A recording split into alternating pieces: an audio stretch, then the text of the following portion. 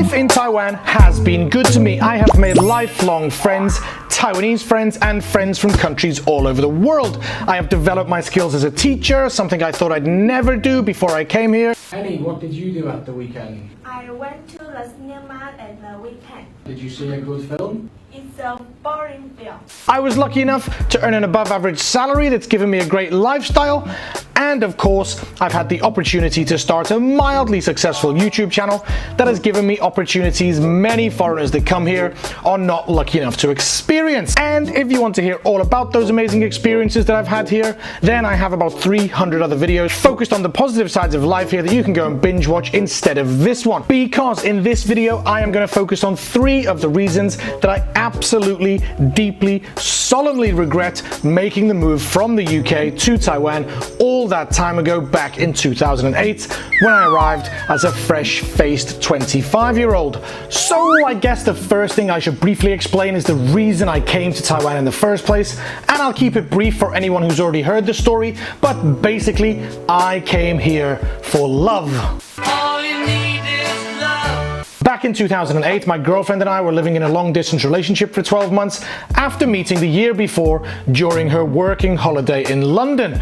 She's South African, traveled to England for a couple of years to work, and basically after a year apart, I told her it was time for her to get back on a plane, be together, and start a life in the UK together. But that wasn't to be, as she got refused entry at London Heathrow Airport for visa reasons. So I left my car and my life in the UK, jumped on the same plane back to South Africa with her, didn't really think about it too much, didn't really think about where we would end up, but basically we found that South Africa wasn't suitable for us to both find work, and teaching in Asia was the only option at the time, and after researching a few different choices, we settled on Taiwan as our destination, and thus my life in Taiwan began. So it was all peaches and ice cream at first, an adventure with someone you love, exploring a culture we knew very little about, meeting people with completely different mindsets, eating foods you wouldn't dream of eating back in our home countries, and of course seeing Taiwan's scenery that absolutely took our breath away. All good for a few years. But there definitely came a time when regret started to creep into my mind, and I started to question the decision to move here. And I guess the first time that this happened was when my grandfather in England passed away, and I realized that as long as I was choosing to live a life here in Taiwan, I was choosing to be away from my family on a long-term basis. And I should explain that my family is incredibly close. I think everybody, including my grandma, my parents, my aunts, uncles, cousins, and everybody else in the family, all live within a 10-minute drive of each other and meet up often for birthdays, weddings, anniversaries, whatever family events are going on. And there's only one person in the whole family that doesn't get involved in all of those family gatherings, and that's me, all the way over here in Taiwan. Certainly not a 10-minute drive away, and it's not like I even live in the same country or even a couple of hours flight away. I literally live on the other side of the world, and there have been many days in Taiwan where I've been thinking alone, what am I doing? Why am I making my parents live their life without seeing their son for years at a time? And sometimes I really don't have an answer. Other than this business, this YouTube channel that relies on me being in Taiwan, creating Taiwanese content, I don't have any other answer for that. Of course, this has all been compounded recently by the pandemic, and I haven't been back since March 2020, which is a little bit longer than I would normally have hoped for, but I hope that anyone thinking of making the move to Taiwan, or any other long-distance emigration for that point, can be fully aware that this part of the process is incredibly difficult, and you will regret the decision at some time. But just to let you know that my grandma is 90 in July, so I've already booked my flight and will be traveling back to celebrate it with her, so you guys can look forward to me filming some content while I'm there.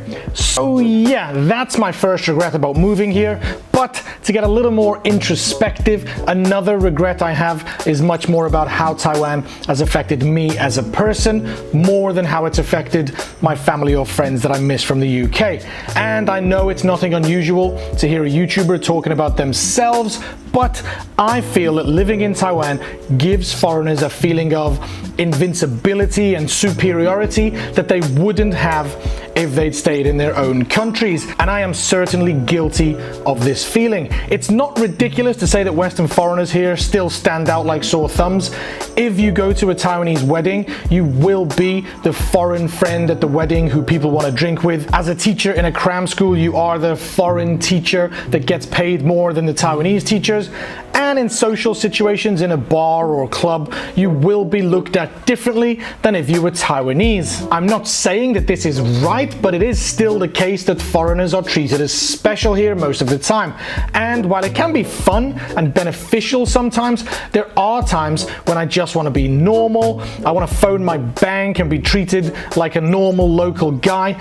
Even if I speak Chinese, they still know that I'm a foreigner and will treat me accordingly. If I'd stayed in the UK, I would just be a normal bloke, nothing special in the eyes of the average person on the street. But here in Taiwan, being a foreigner makes people treat us differently, even if that is in a more positive way. And this certainly can lead to the invincibility, superiority complex that I mentioned at the start of this point. And I really feel conflicted with how that makes me behave as a person. When I go back to the UK and see my sister, she often tells me I'm too arrogant, too cocky, and I feel that that's because I'm treated so specially here in Taiwan. I know it sounds like I'm complaining about something that I should be quite grateful for, but until you experience it for yourself, it's quite difficult to understand and really is something that makes me possibly regret making the move to Taiwan. So I hope I did enough to get my point across without sounding like an entitled but yeah, it's a regret, which brings me on to my final reason I regret making the move here, and that's the career options.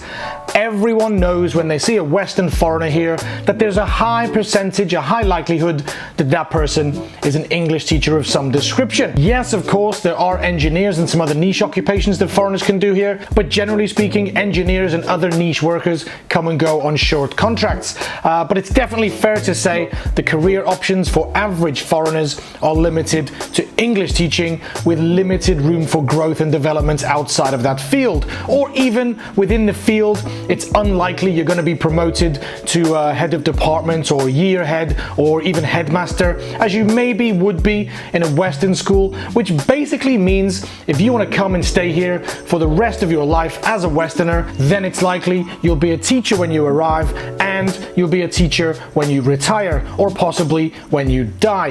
Now, I have two examples from my friendship groups, one of which backs this point up, but also one of which completely contradicts what I'm saying. The first example is a guy I met back in 2008 who was in his 60s and was still teaching in a cram school.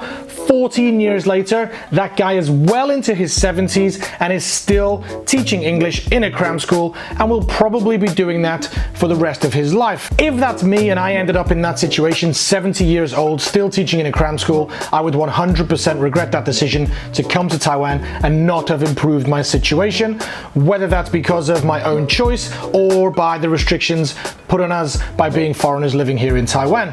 However, the second example is another friend of a similar age to me that was in the same boat as me, teaching English, stuck in the cycle without any progression within the education system, and he decided one day he was going to self-study an engineering degree, knowing that he wants to stay in Taiwan with his family but doesn't want the limitations put on him within the education system here. He took control of his own situation and is now working as an engineer in a Western company based in Taiwan, and is progressing through that company as he would do in a normal job back in his own country.